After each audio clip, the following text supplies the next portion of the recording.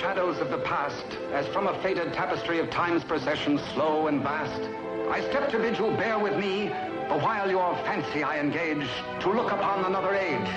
An age when on the human tide the plumed wave of chivalry rose to its summit, sweeping wide across a nation's mighty sea.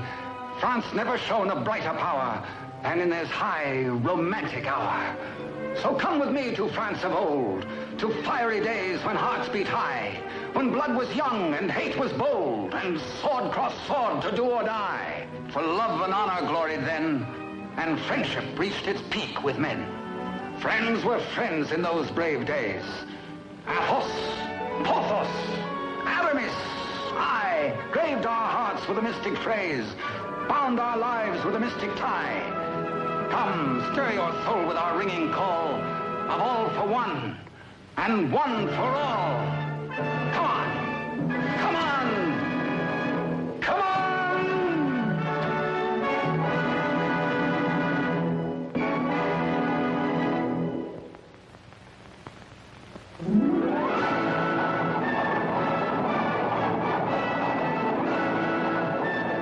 It is Paris on the 15th day of September in the year of our Lord 1638.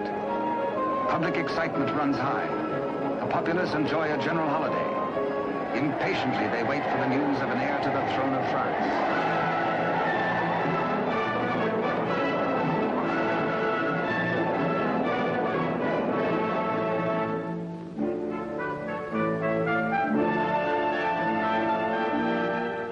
His Majesty Louis XIII, King of France.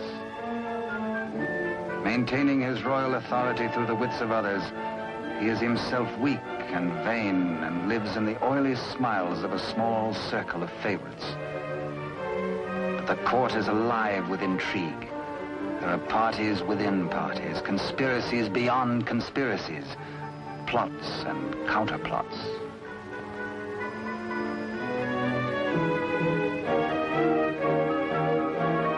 His Eminence, Monseigneur the Cardinal, Duc de Richelieu.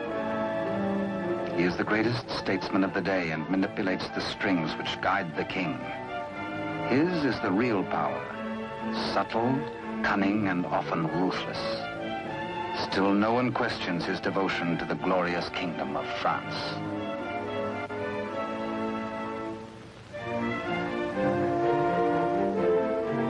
On this auspicious morning, the king pays a state visit to his queen. It is the custom for the sovereign and his courtiers to attend the expectant royal mother until his child is born.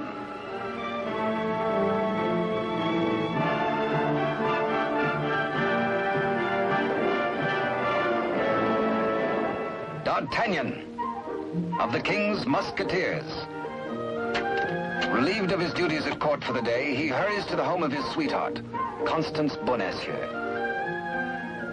Constance is seamstress to the Queen and is expected at the palace, so she cannot tarry long.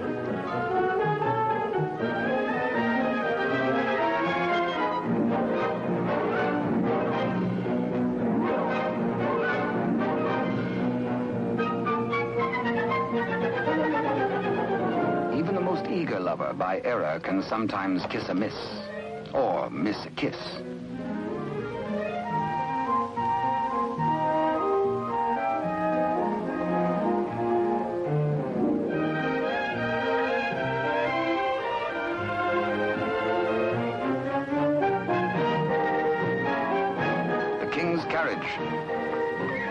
It arrives for Constance. She carries an infant's layette in a crocheted basket for the Queen. One kiss, one caress.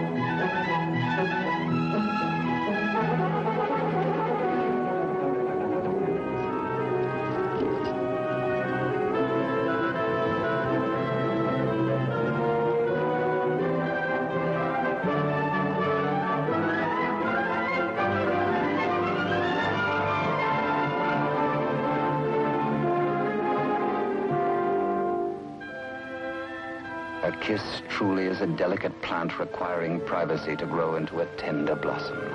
The dream of all lovers.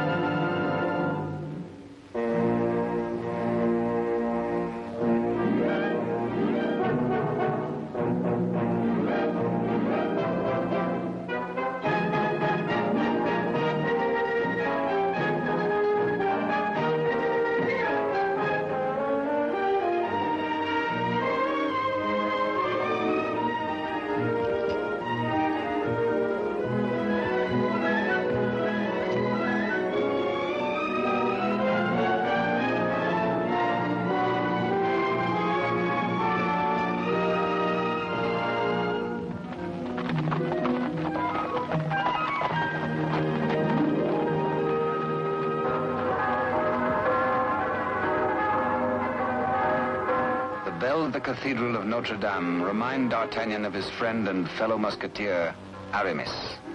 He might be in danger. Aramis had threatened to continue his flirtations with the pretty owner of a roving, provocative eye, who unfortunately is married to an officer in the Cardinal's Guards. The guardsman naturally resents these attentions from this musketeer, but is restrained. Has not the Cardinal forbidden these duels with the King's Musketeers? Hola! Famous battle cry of the Musketeers. Instant help comes from the most fearsome steel in the kingdom. Huge Porthos, brave, strong, a King's Musketeer. And Musketeer Athos, gentle Athos, yet a deadly swordsman is able to kill with his left hand as with the right.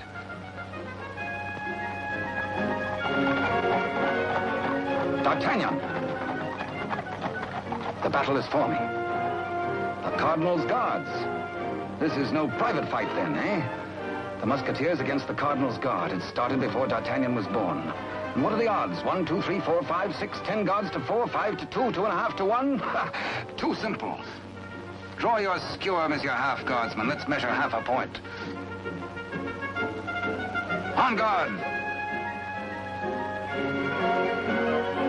Come, where's your challenge now? Where's your steel? What's your fear? The law? Does the Cardinal still ban a friendly fight with a musketeer or two?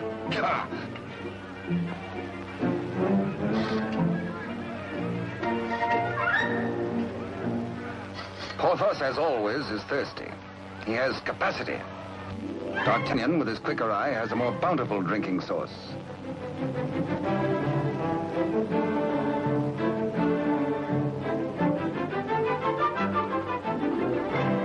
Porthos can put out a hand and pick up the pot he's slavers for. Why waste energy walking? Come, driver, come inside with us.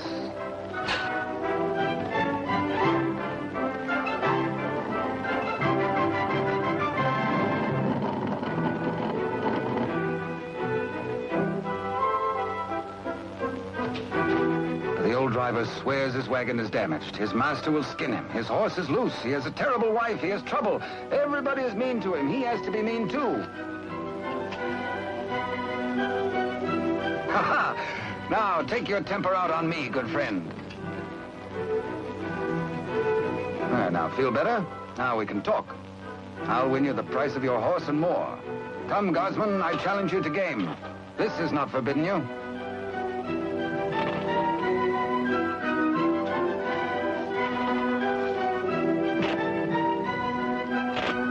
Dice are kind. Here's 20 times your price.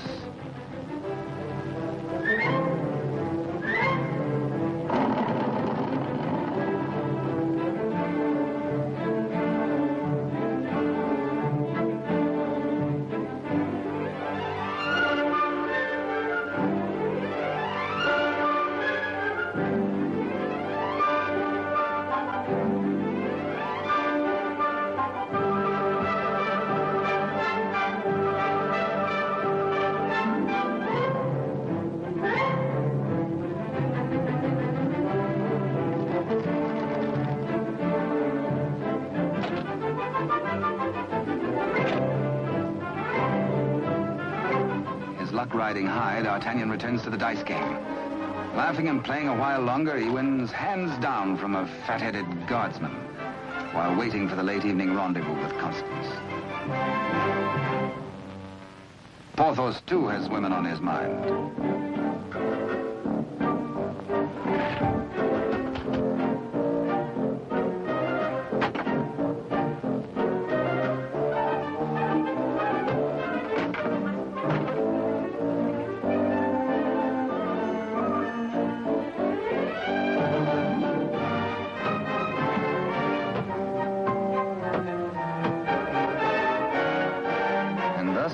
The only battle the Musketeers ever lost in fair fight. Of course, it has to be with a fair sex.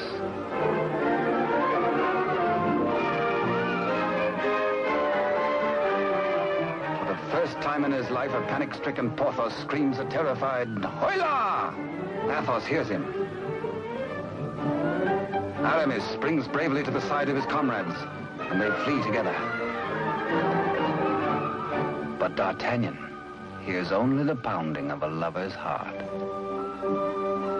As the flood of battle at last sweeps close to him, he leaps to meet the foe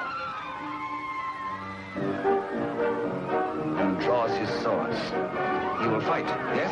No. Yes. No, he won't. Here, indeed, discretion is the better part of valor. Caught between the she-devils and the deep blue sea, they choose the water.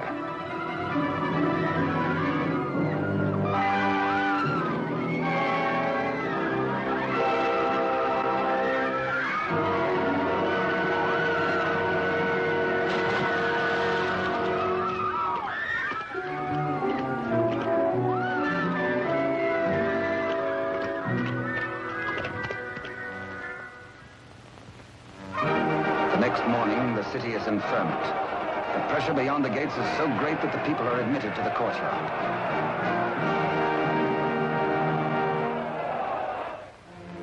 Adjoining the Queen's apartment, Constance prepares the layette.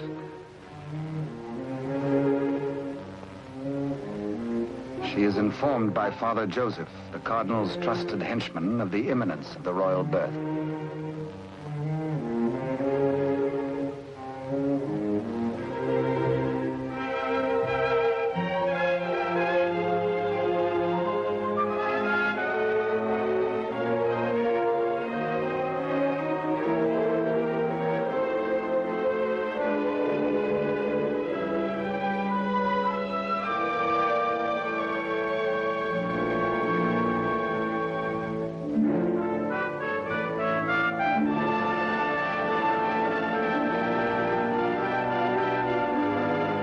And so a prince is born to France, one day to become Louis XIV.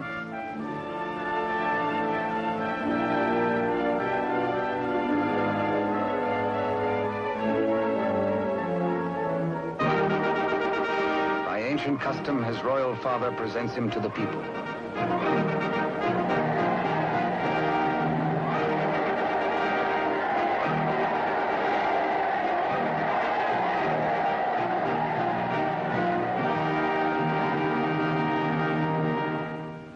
But in the Queen's bedroom, another cry is heard.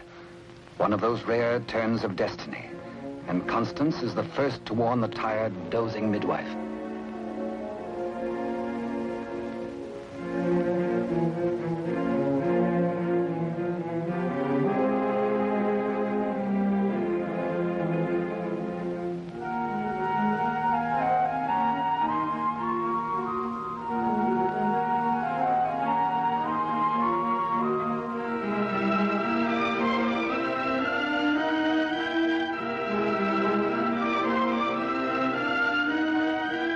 Father Joseph grasps the vast consequences of this extraordinary event. This news must be conveyed discreetly to Cardinal Richelieu before it gets abroad. He writes a message inside the wrapper of some medicine. He intends it for the Cardinal's eyes alone.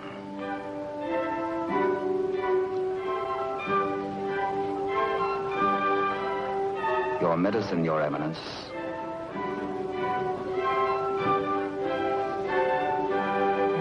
Duke de Rochefort, conniving head of the most powerful faction in court, working always in self-interest against the king and cardinal, pretending loyalty to both.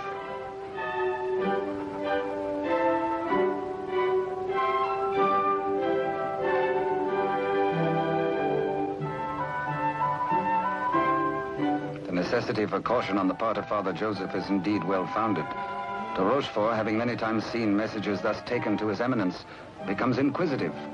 He resolves by a simple trick to learn the secret passed to the Cardinal. A substitution of scraps of paper.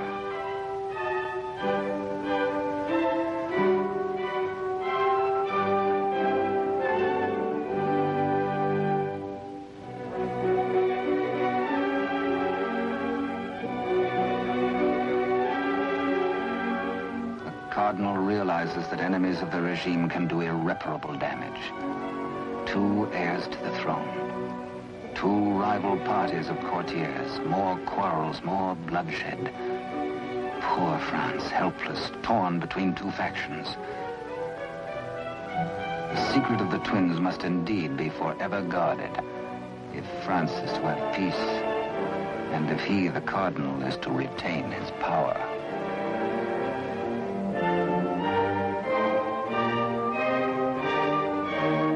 No pretender, this.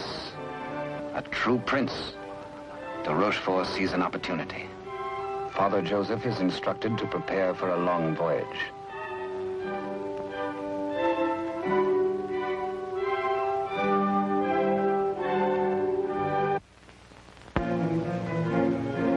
The Cardinal has a plan. He sends a page to summon de Rochefort.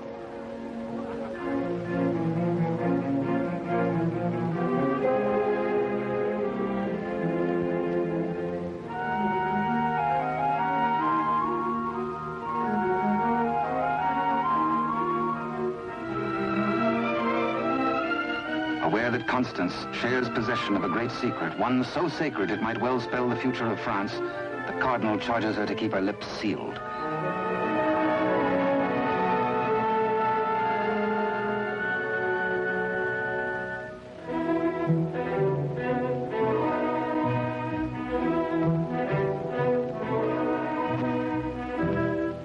Richelieu entrusts the wily de Rochefort with Constance's safety. She must not be permitted to see anyone until further notice. The Cardinal is not at liberty to tell his reasons, but de Rochefort is making his own plans.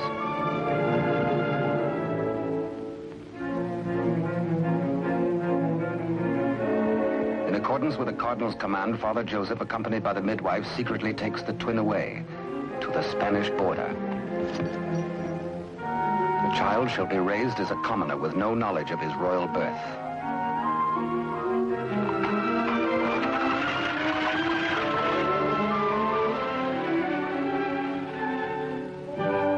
Meanwhile, in the great ballroom, the king holds a reception in honor of his firstborn. Had he known the cradle should have held 2 sons, he might have been less self-satisfied with the Cardinal's congratulations.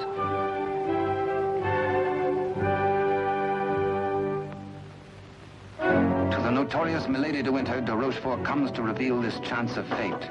The future of France may be in their hands. He tells her he will turn Constance over to her. She is to escort Constance to the convent of Saint-Guemel. There, force her to tell the whole of the Cardinal's secret and plans.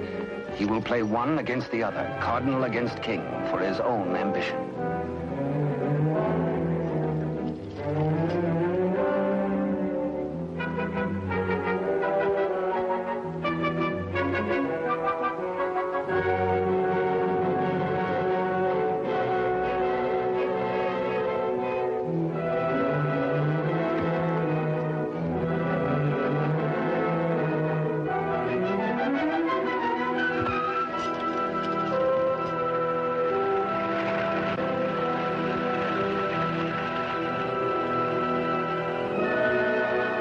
Constance to be...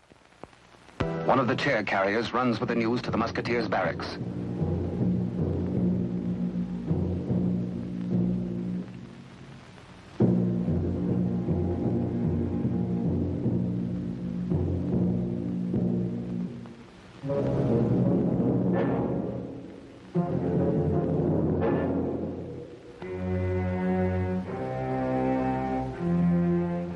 D'Artagnan, wake up!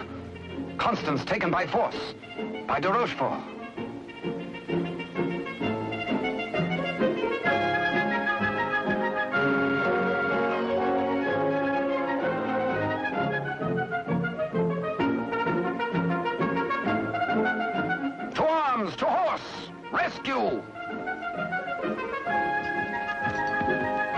All for one and one for all, and hang the tack.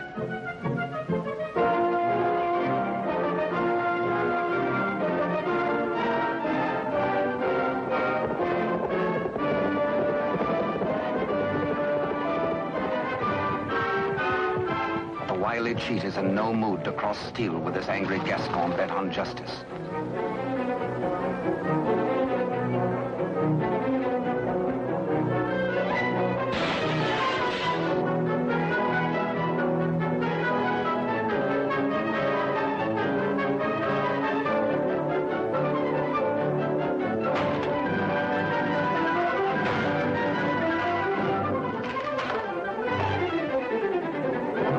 Thugs are powerless to help.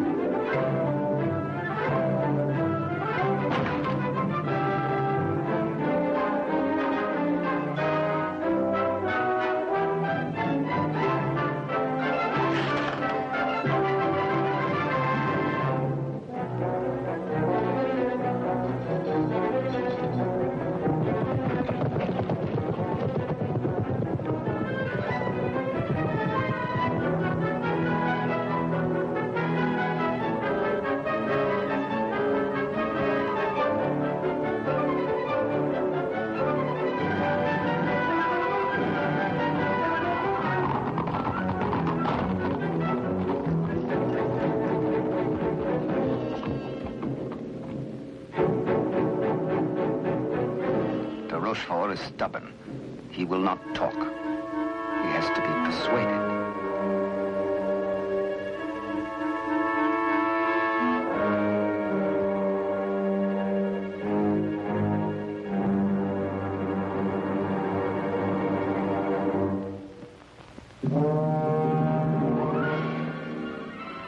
The probe goes on. Where is she? Where is Constance?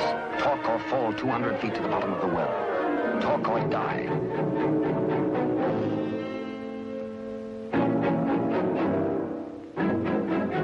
The Cardinal's guard look on, afraid to act. A strand at a time, steel cuts through hemp. Thin strands of it, and now but two.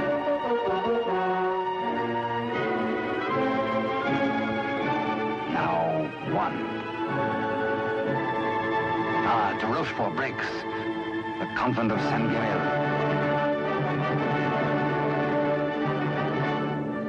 To the rescue!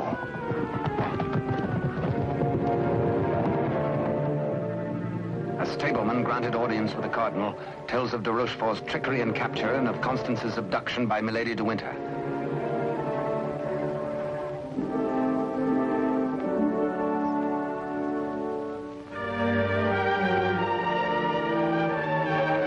Richelieu and his escort reached the well to confront the Duke.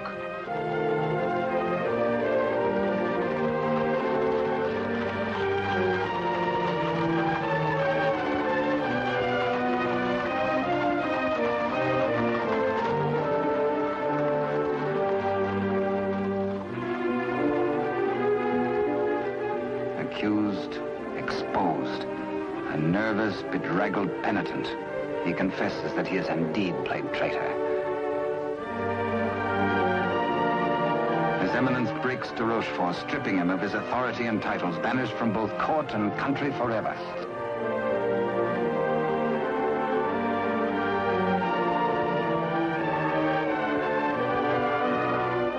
Fearing for the safety of Constance, the Cardinal speeds in pursuit of Milady de Winter.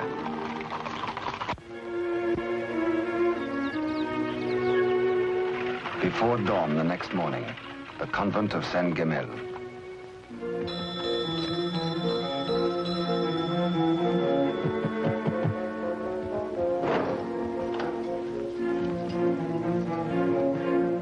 Milady de Winter assures the unsuspecting nuns her prisoner is an enemy of the state, to be confined to the convent on orders of the Cardinal.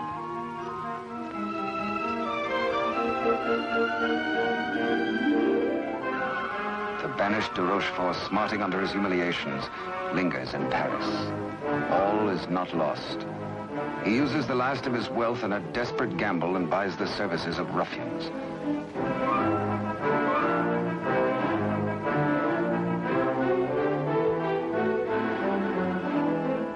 Pursue the cardinal and assassinate him. Next, find D'Artagnan and his three musketeer friends and put them to the sword.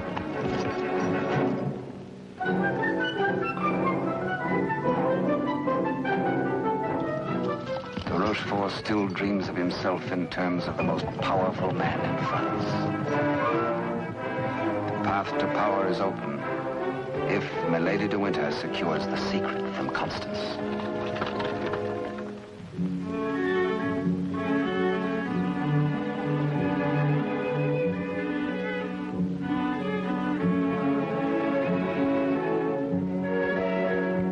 With sweet words and honeyed entreaties, the unscrupulous Milady de Winter seeks to cajole Constance into telling all she knows.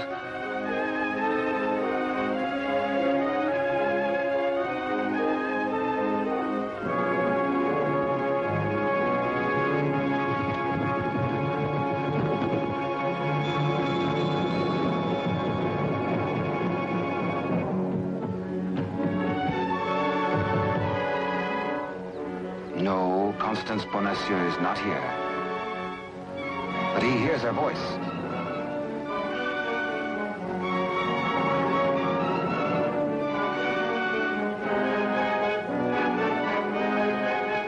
Hola!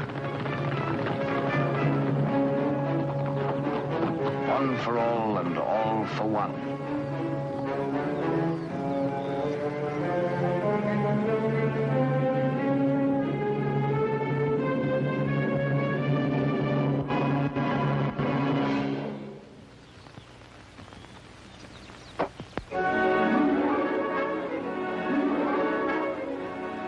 Mark of the public criminal, burnt by a branding iron into her flesh, a sign to all.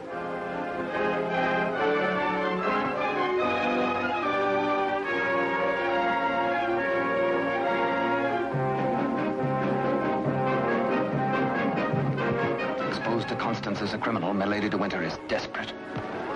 If caught thus in a second act of crime, by the laws of France, Milady must face public execution.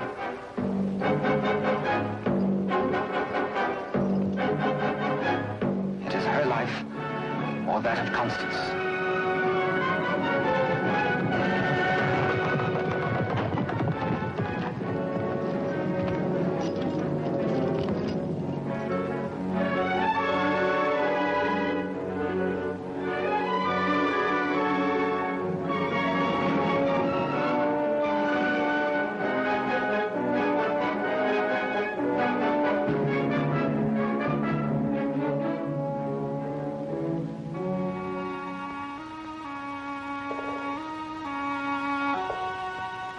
D'Artagnan hears Constance whisper that she loves him above all men.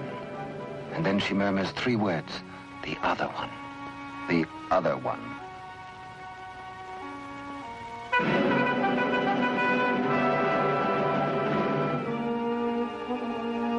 D'Artagnan strains to hear the faint pulse of her words, but Constance dies. The Musketeers take Milady de Winter to her punishment.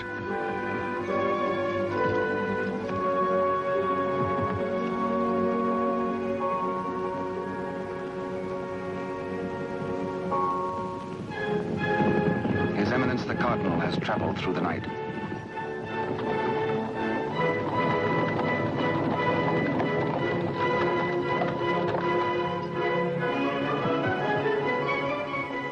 He hears the dreadful news from the Mother Superior.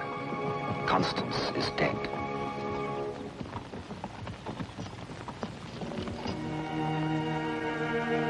Faithful, loyal Constance.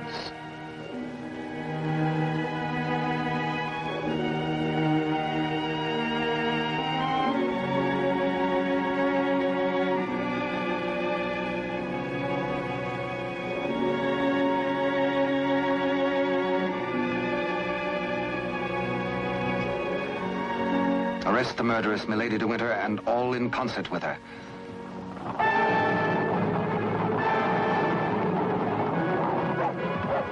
The Three Musketeers, Athos, Porthos, and Aramis, enraged, take the law into their own hands and deliver the murderess to the public executioner and order her death.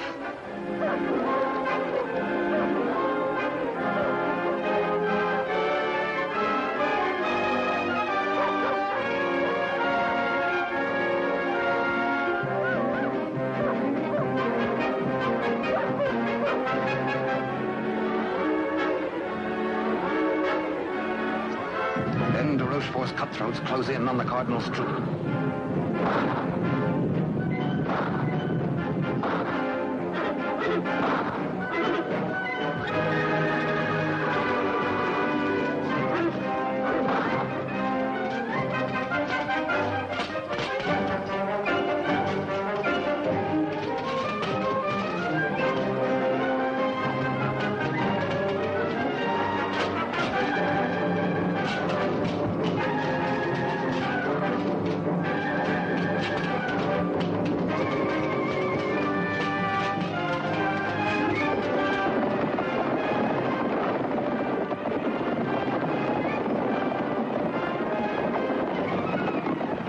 Some distance away, the Musketeers are captured by their deadliest rivals.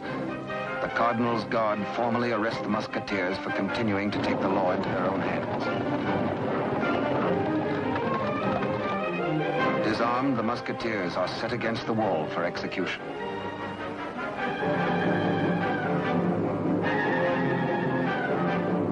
Your guards would take the lives of my friends. Single-handed, they shall have revenge.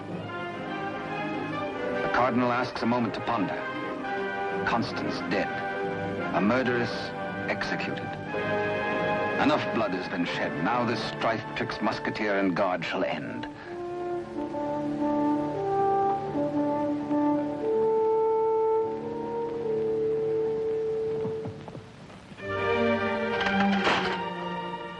D'Artagnan's plea saves his friends, but there's to be a harsh penalty. Richelieu's plan concerns the state, and these continuing disputes between his guard and the King's Musketeers. The four Musketeers must separate, never to come together again on pain of death. His judgment, oh, a sorry day. The Musketeers are banished, each to his own province, never to visit Paris again, nor set foot beyond the bounds of his own fields.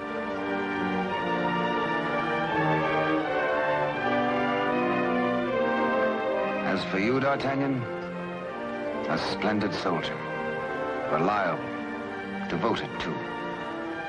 You henceforth shall be bodyguard of the future king, beloved of France, the nation's one.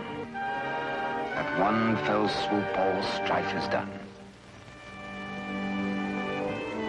The Musketeers prepare for their banishment. Godspeed, farewell.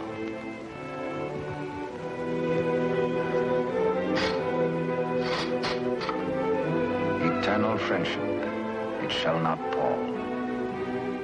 All for one, and one for all.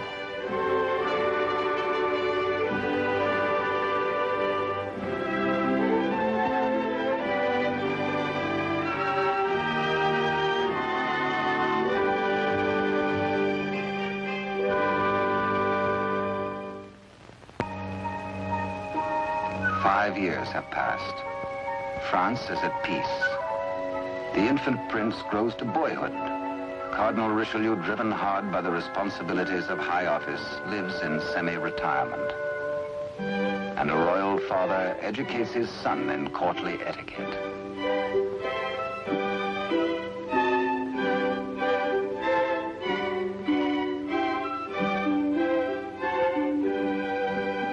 In failing health, His Eminence lives in hourly expectation of death, troubled by word that the second twin bears an identical likeness to the heir.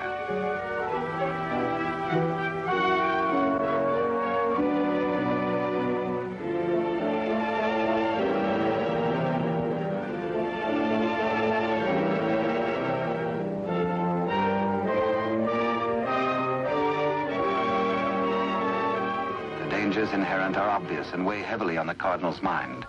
He decides he must protect the prince somehow. His Eminence provides that the rightful twin may always be identified from the other. With the aid of the court jeweler, he caused a gold doubloon to be broken. The smaller piece hangs on a chain around the throat of the infant prince. And its mate he places about the neck of Captain D'Artagnan.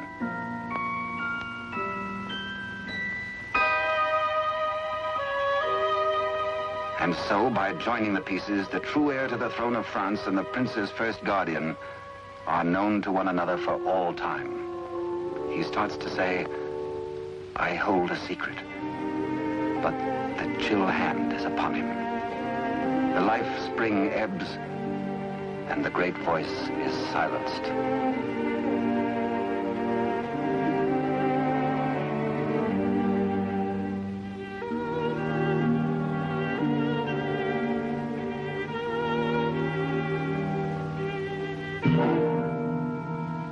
A great statesman passes into history.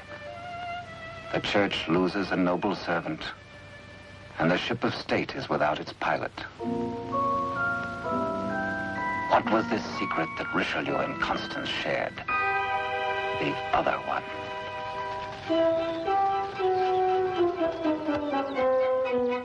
Across the Spanish border, the prince's twin brother is reared by servants of the late cardinal. The banished de Rochefort, living nearby, holds the twin under his very eye. He bides his time.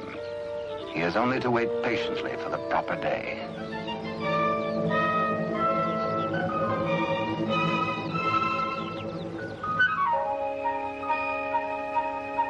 Upon the death of Louis XIII, the heir to the throne, or the Dauphin as he was called, became France's King Louis XIV. Both he and his twin had grown to manhood. The brothers are alike as two peas in a pod.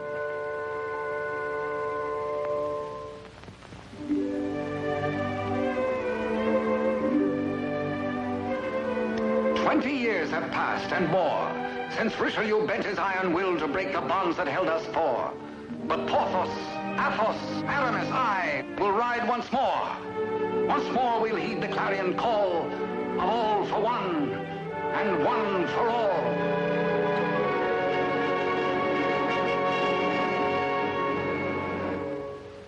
During the years, de Rochefort's connivings have brought the exiled twin under his control. Secretly, they have returned to Paris. De Rochefort has lavished upon the usurper the trappings of royalty, teaching him to copy even the handwriting of his brother, the king. Yet the quality of the spirit so generous in the king is replaced in the brother by hatred and viciousness.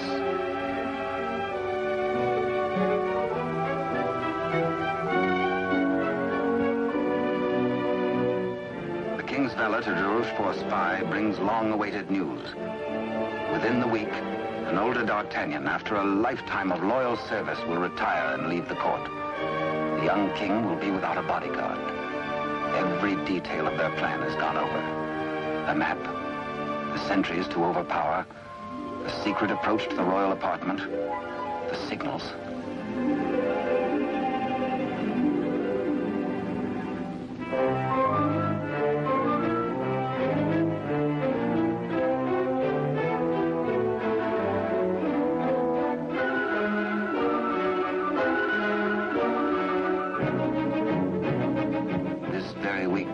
Tells the pretender, you will be His Majesty Louis XIV, King of France.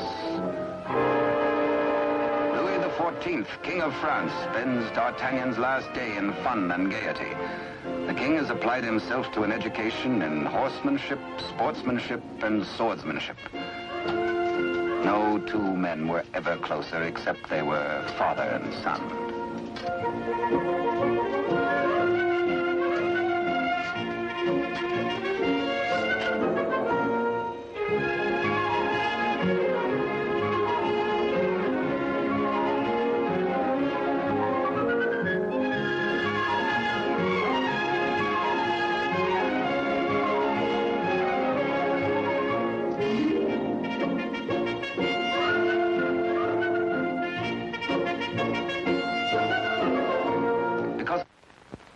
Early, D'Artagnan enters the royal bedchamber to bid the king goodbye.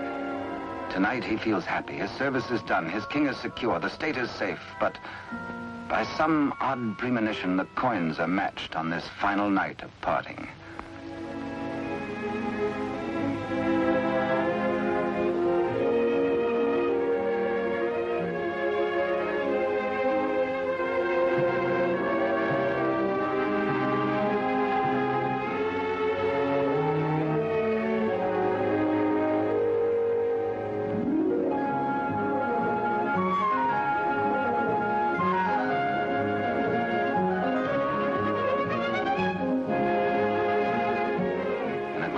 happy memories of a delightful evening with the king, Captain D'Artagnan arrives outside his lodging and is amazed to find himself beset by ruffians.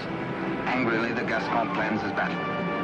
First, he deals with the dagger-man decoy, sticks him with his own blade, throws the man's cape to the edge of an open sewer, places his own cape over the decoy's body and fires his own pistol. Aye, on to the balcony.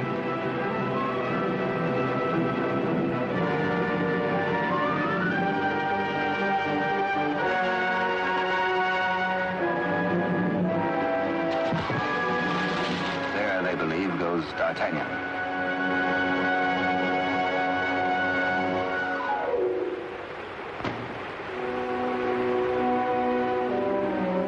Thoughtful D'Artagnan returns to his lodging. For a peaceful man to be waylaid on a city street is something new. He had spent the evening with his king. He reflects. Has the palace discipline been slackening too? Sentries were not where they should have been. His soldierly heart is disturbed for the safety of his king.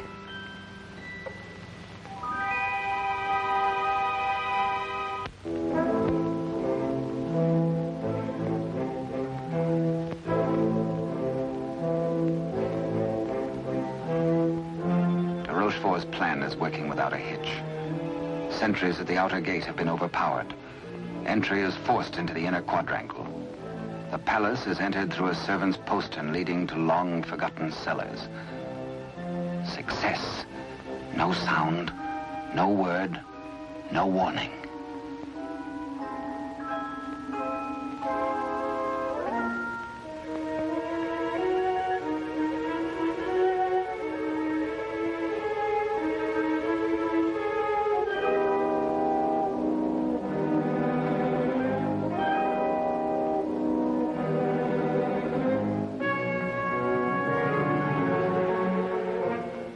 The pretender waits impatiently below for the deed which will make him king.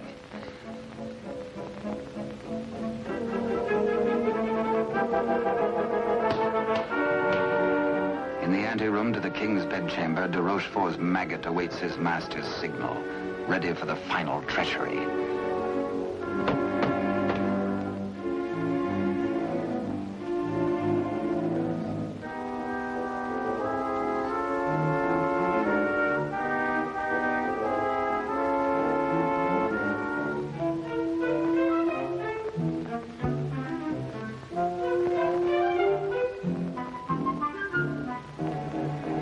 And a little after 11 o'clock on this fateful night, in one tragic moment, France loses her rightful king.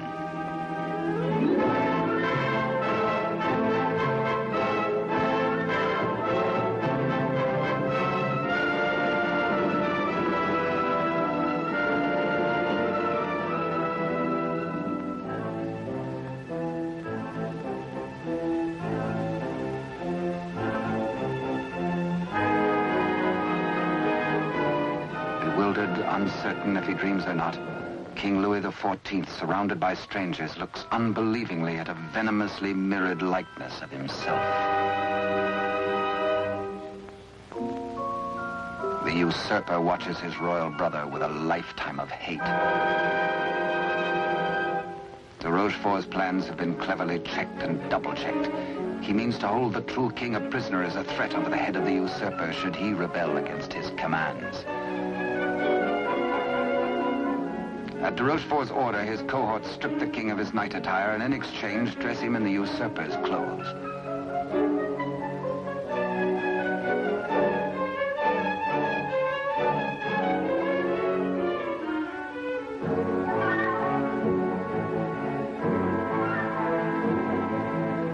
Into the palace cellars, a messenger reports breathlessly. D'Artagnan is dead. His body thrown in the river. Complete triumph at last.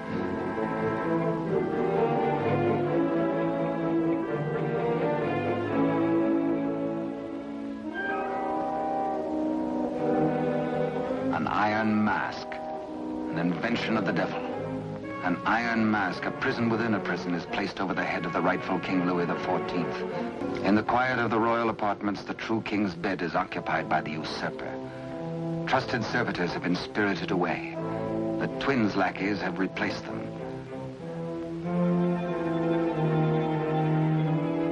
De Rochefort's plan is complete.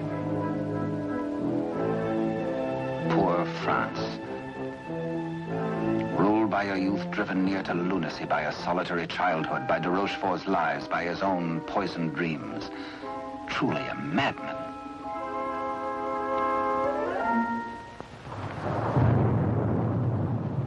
Suffering in human life is proportioned to human strength. When the young king, stupefied and crushed, found himself led a prisoner to a cell in the Chateau Sainte Marguerite in the south of France, he fancied at first that death is like sleep and has its dreams. He believed himself to be a spectator, a palpable phantom of his own suffering, a torture the more terrible since it might be eternal. Eternal death. How can I have died? I am a king, yet not a king, enthroned upon a funereal couch. No, no, dear God, do not punish me who have done nothing. Why am I thus punished? Like a cloak, the chill of the dungeon falls upon his shoulders. So dwells the real Louis XIV in a living hell to remain thus the rest of his days.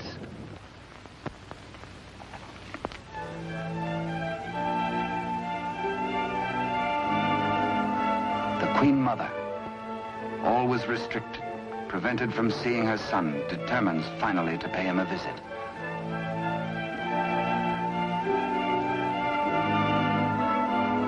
In place of the affectionate and courtly Louis XIV, to her horror, she finds herself repulsed. Doubts, again doubts. What strange malady besets my son? She thinks again of the other one. De Rochefort hurries to the king's apartment, fearful that a mother's heart has sensed the truth. In pretense of humility, he asks the Queen Mother to leave. Affairs of state.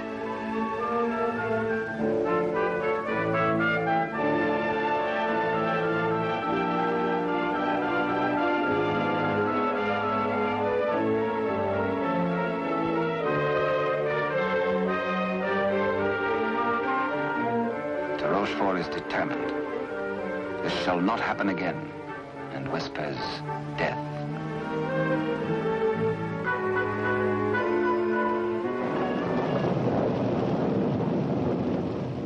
Day by day, night upon night, the prisoner prays for some way to get word to D'Artagnan. A heaven-sent fisherman hoves to.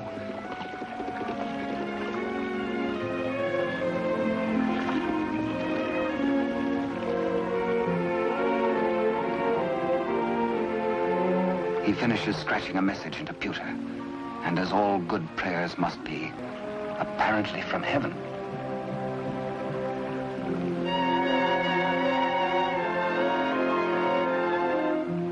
The fisherman reads the name of D'Artagnan, the idol of the nation. A written word, a beloved name, an urgent message. He, a patriot, needs no urging.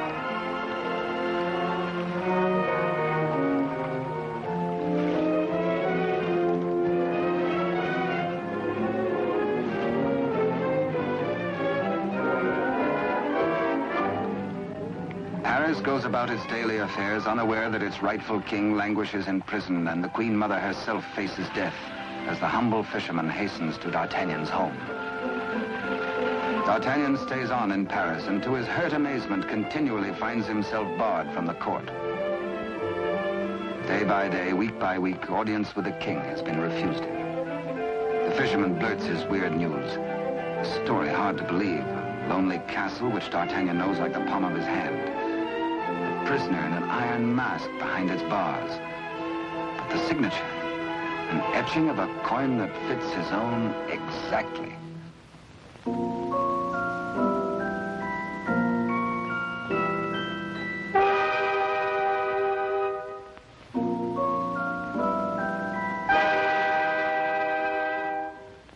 Come, friend, eat and drink. There is business at last for me at the palace.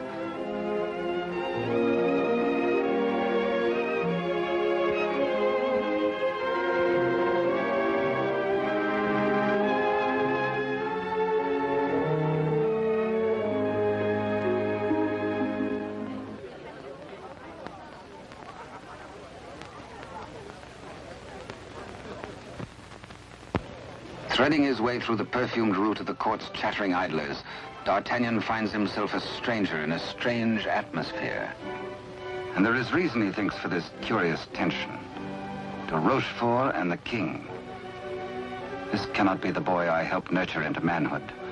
This is not the face of my king. Those are not his hands that risked neither parried steel nor engaged a point. What's been happening at court? De Rochefort's back in favor, a disgraced exile once more sporting about the throne room in the king's presence? D'Artagnan is amazed and shocked. But a further shock is in store. A chain and coin is passed to de Rochefort. If he can believe his eyes, in all the years he served the king, they never left his royal person. He overhears a snatch of conversation. The other one. And suddenly he hears the dying voice of Constance. The other one. The other one.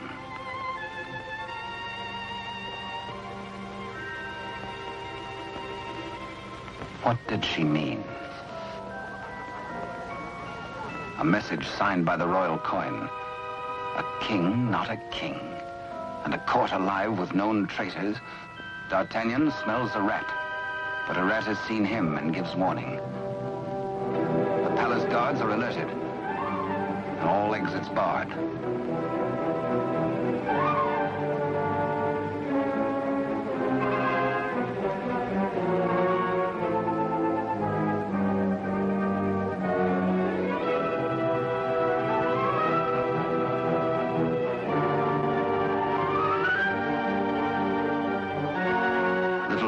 With a resourceful old musketeer.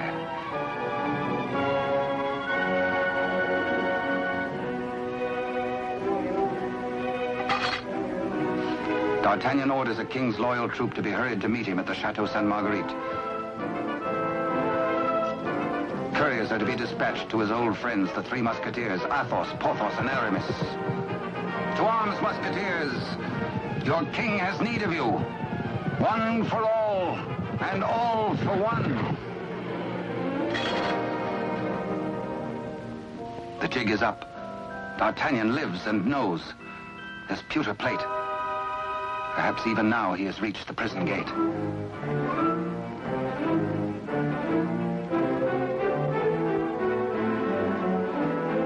De Rochefort cannot believe his future lies in a common plate.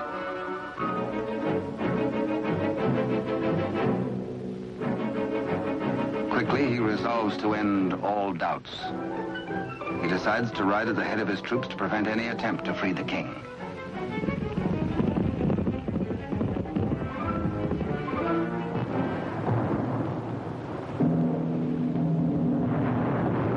The puzzled D'Artagnan has reached the Chateau Sainte Marguerite, certain that his comrades will join him. Under cover of the raging storm, he rose to the grotto beneath the castle. Many a time as a young officer, he had patrolled this grotto passage. It led, he knew, to the arsenal. Beyond that, the armory. Then the main hall and staircase to the tower itself. Up there is the man in the iron mask, the writer of the message.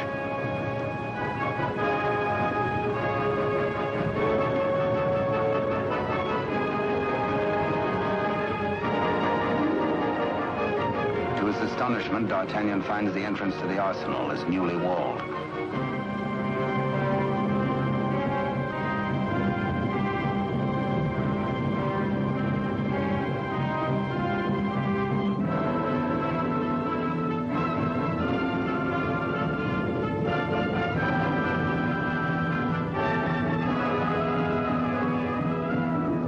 The old warhorse is prepared to hazard it alone if necessary.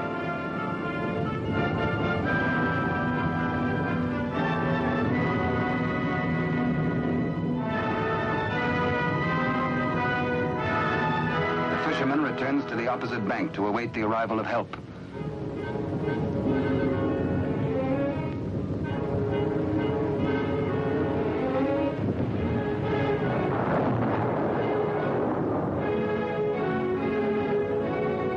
Athos, a few years older, a little more grizzled, the same brave companion as of old, ready and willing for any gambit.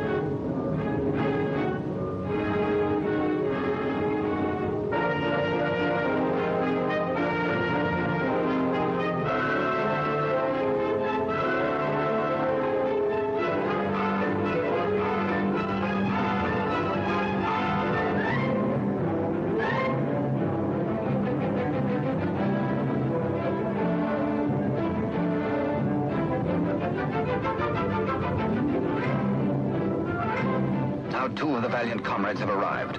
No time to wait for old Porthos, no time for explanations. There's a job to be done. Forward!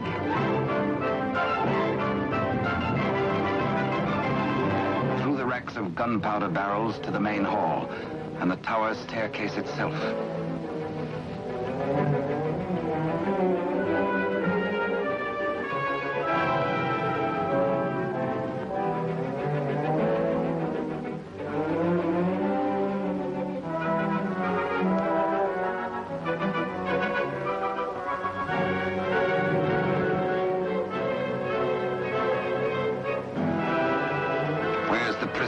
Before your gullet tastes this edge, you bloated villain.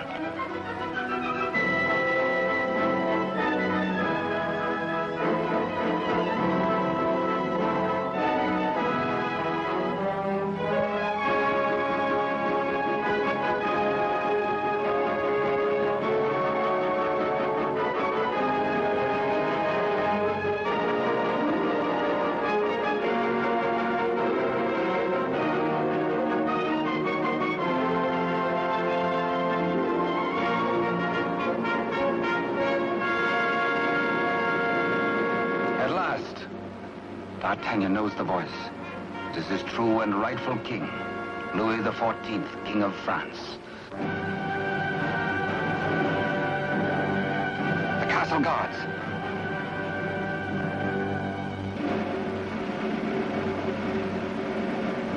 The challenge is met. Hola!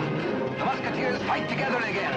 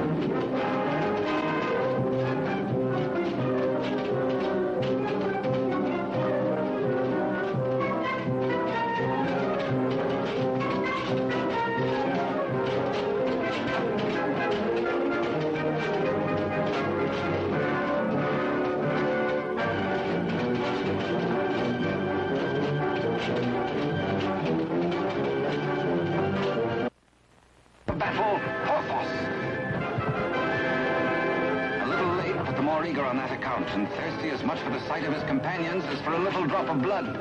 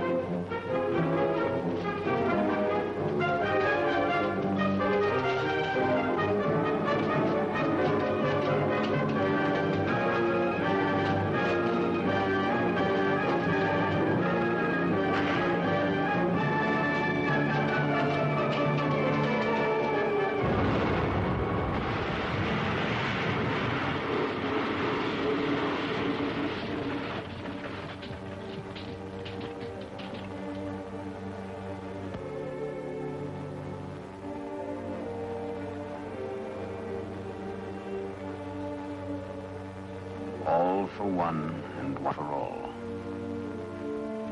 Be certain, cherished friends, that I shall wait for you.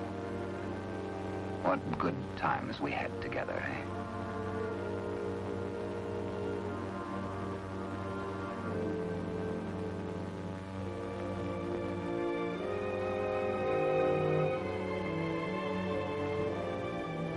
Good Porthos, farewell. You died as you lived, for love of country, in the service of your king. The fisherman gives warning of the approach of enemies.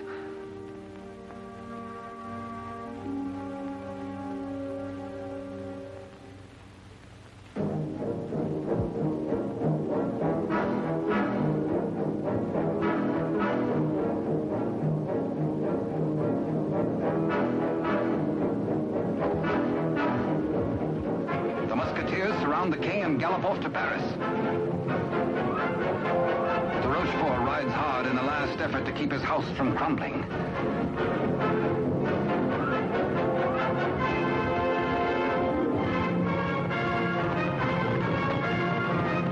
The odds are 10 to 1.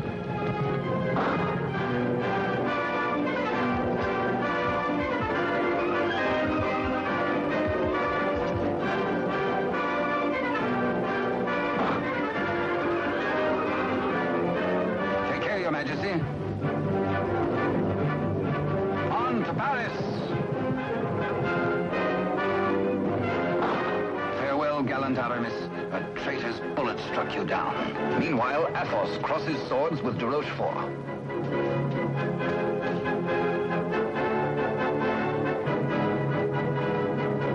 But at the highest price of all, Athos joins his comrades.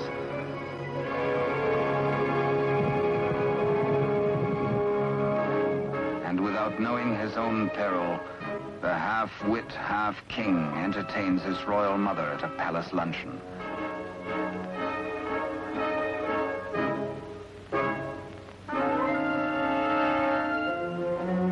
Cunningly, he says, a private matter.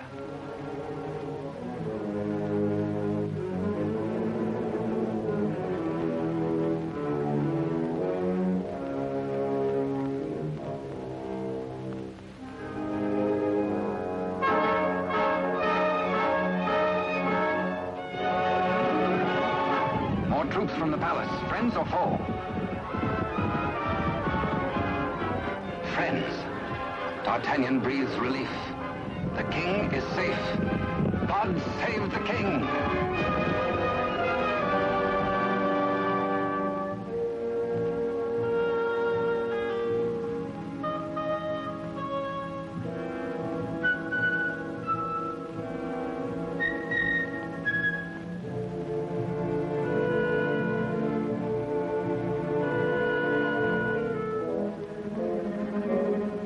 The Queen Mother suspects this attempt on her life.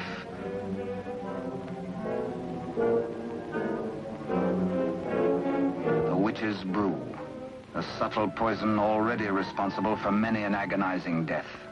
Raise your glass, madam. Drink to your king, to your country, and its illustrious people. Come, I give you France. Dare she refuse? It is the edict of her son, the king.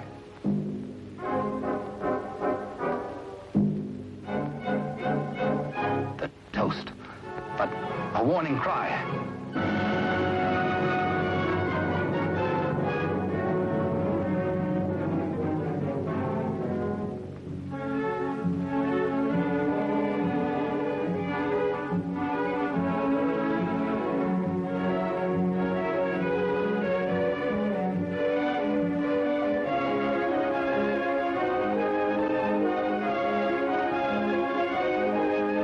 The usurper finally gets his rightful crown. De Rochefort's own damnable invention, the Iron Mask. His to the end of his days.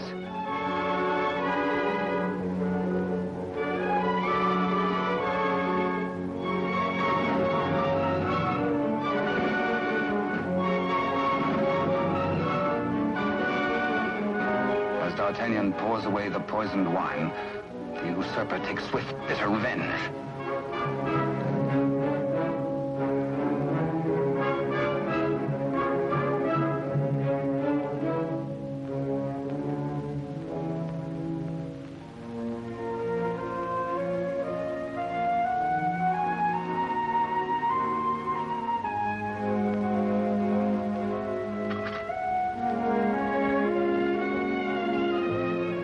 D'Artagnan knows himself mortally wounded, but allows no sign to mar the happiness of his king.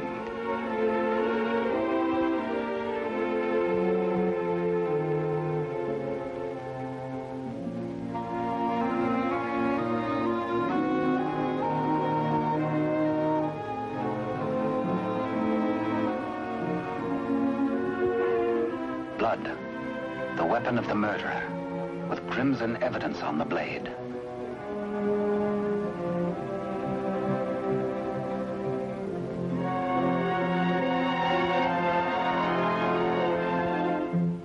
Grateful Louis looks for Captain D'Artagnan to honor him with the baton of a Marshal of France. But where is the Musketeer?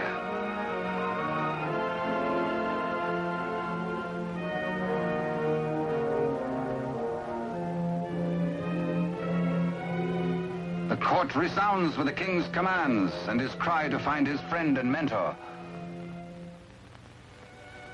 What a man may think when he knows of the approach of death is secret between himself and his maker. Perhaps the gallant Musketeer thinks most of his lost love, Constance, and of all the tender, lonely years kept warm by her memory. He dies in hope of faith that she might welcome him, that once again they might be one. How can they die, these bright ones? How may such energy, once released, be prisoned by earth or stone or grave? We die as we lived, say they, with life. And with life, how can there be death? Only remember us. Only open a little book and we shall always be with you. To ride a fine horse, or to cross a sharp blade, or carouse with a barrel, or dally with a maid. Come one, come all.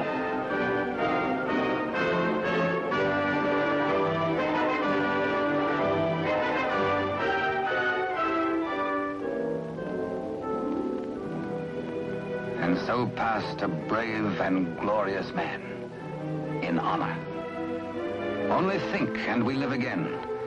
We live forever. For with us, now as ever, it's one for all, and all for one.